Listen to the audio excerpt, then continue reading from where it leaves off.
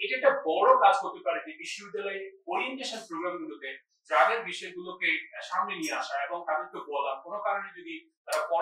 পড়া অবস্থায় যদি তাদের ড্রাগের সাথে কোনো ধরনের অ্যাটাচমেন্ট পাওয়া যায় তাহলে হচ্ছে তাদের স্টুডেন্টশিপ চলে যাবে বা কি ধরনের কনসিকুয়েন্স গুলো হতে পারে, তাহলে আমার মনে হয় এই জায়গায় একটা চেঞ্জ আসতে পারে। পাশাপাশি আমার মনে হয় হচ্ছে যে আমরা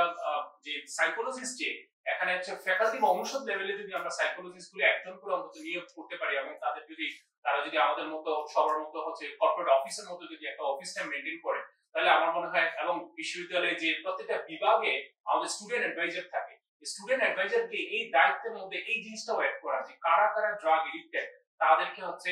তাদের সম্বন্ধে ইনফরমেশন নেওয়া এবং তাদেরকে কিভাবে হচ্ছে যে কারেক্টিভ ওয়েতে বের করে নিয়ে আসা যায় সে প্রচেষ্টা। সেটা অনেক